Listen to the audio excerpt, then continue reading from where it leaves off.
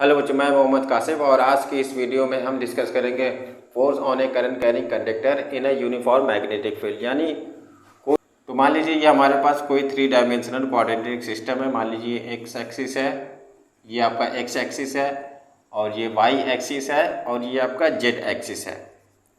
हमने Z axis के अलावा कोई हमने वायर रख दिया है। मान लीजिए यहाँ पर जेड एक्सिस के अलावा हमने किसी वायर को रखा हुआ है जिस पर करंट फ्लो हो रहा है।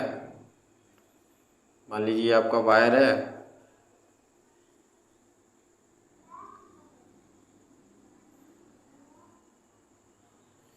ये आपका वायर है, इस पे करंट आई फ्लो हो रहा है। मान लीजिए मान लेते हैं कि यहाँ पर करंट आई फ्लो हो रहा है, करंट की डायरेक्शन इस तरफ है। तो अब ये मान लीजिए एल लंबाई का एल लंबाई का आपका वायर है। इसका जो एरिया है वो आपका ए है। इसका जो एरिया है उसको हम ए मान लेते हैं। तो अब देखिए जो इसमें नंबर ऑफ इलेक्ट्रॉन होंगे, हम जानते हैं कि इलेक्ट्रॉन करंट के अपोजिट डायरेक्शन में मूव करते हैं, यानी मोशन में होते हैं करंट के अपोजिट डायरेक्शन में। तो इनका जो एवरेज वेलोसिटी होगा उसको हम ड्रिप वेलोसिटी वीडी कहते हैं। यहाँ पर हम वीडी लिख लेते हैं, ठीक है। तो हम अब यहाँ पर निकालेंगे कि नंबर ऑफ इलेक्ट्रॉन। अब इस वायर में पर यूनिट वॉल्यूम में कितने इलेक्ट्रॉन होंगे और उसमें कितना चार्ज होगा वो हमें सबसे पहले हमें यहाँ पर निकाल लेना है।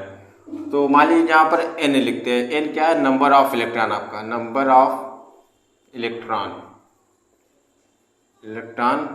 Per unit area, per unit length, ठीक है। और वॉल्यूम ऑफ वायर क्या होगा आपका?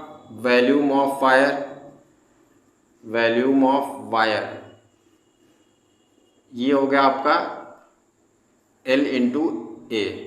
वॉल्यूम होता है length into breadth into height. तो ये आपका लेंथ हो गया और ये आपका एरिया हो गया। एरिया में आपका ब्रेथ इंटू हाइट भी आ गया। तो ये आपका वॉल्यूम है। तो हम यहाँ पर लिख सकते हैं कि नंबर ऑफ इलेक्ट्रॉन, हम यहाँ पर फाइंड करेंगे कि पर यूनिट वॉल्यूम में कितने इलेक्ट्रॉन होते हैं। यहाँ पर हम लिखेंगे, तो हम लिखेंगे नंबर ऑफ, यहाँ लिखेंगे number of electron per unit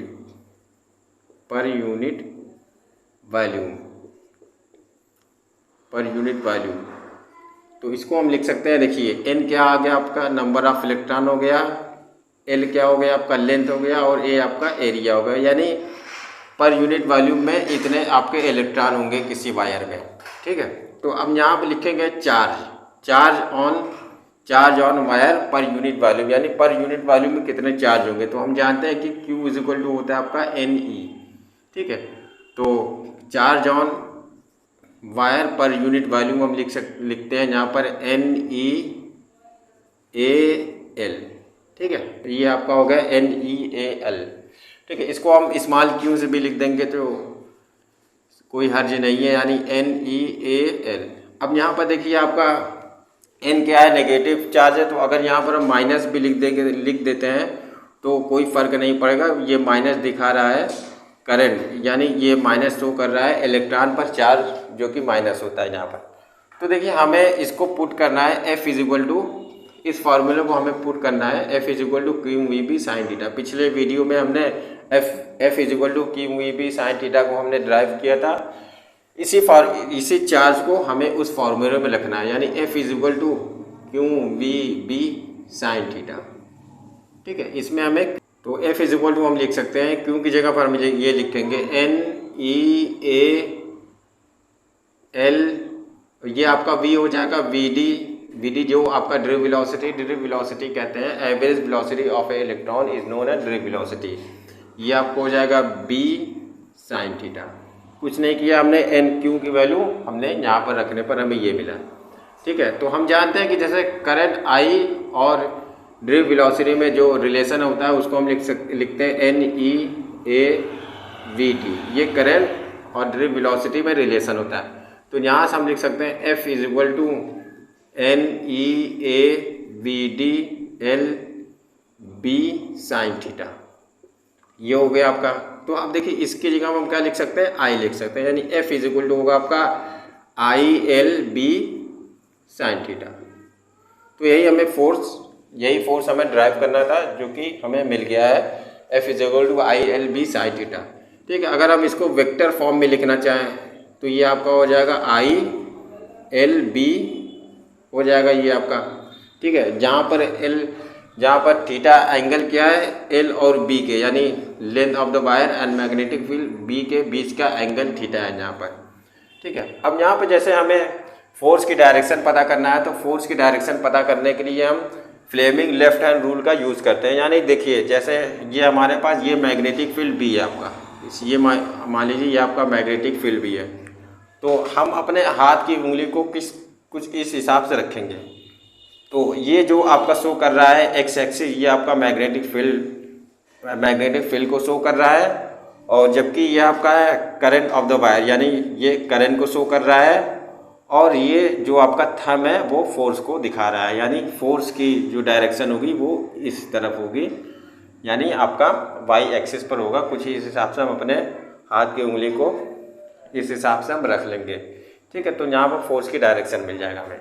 अब देखिए इसमें एक केस बन सकता है, फोर्स मैक्सिमम कब होगा। फोर्स देखिए मैक्सिमम तब होगा जब साइन थीटा की वैल्यू हम 90 डिग्री रखते हैं, क्योंकि हम जानते हैं कि साइन 90 डिग्री की जो वैल्यू होती है वो 1 के बराबर होती है। तो फोर्स मैक्सिमम कब हमें मिलेगा, यानी एल आई ये आपका हो जाएगा, यानी अगर यहाँ पर हम साइन थीटा की जगह पर 90 डिग्री रखें, यानी I L B sine 90 degree, तो ये क्या हो जाएगा आई एल बी। इस टाइम पे क्या मिलेगा, फोर्स क्या मिलेगा, मैक्सिमम मिलेगा। ठीक है, अब ये अगर थीटा इज इक्वल टू हम 0 रख दें, तो उस केस में हमें क्या मिलेगा, इस केस में हमें फोर्स जो मिलेगा वो 0 के बराबर मिलेगा, यानी एफ इज इक्वल टू क्या हो जाएगा I L B sine 0 degree. अगर हम यहाँ पर रख दे रहे हैं, सॉरी यहाँ पर हम इसको क्या रख रहे हैं, 0 डिग्री रख रहे हैं, तो एफ इज इक्वल टू हो जाएगा एफ इज इक्वल टू होगा आपका आई एल बी इंटू 0, तो एफ इज इक्वल टू हो जाएगा आपका 0, यानी इस केस में हमें फोर्स क्या मिलेगा, मिनिमम मिलेगा।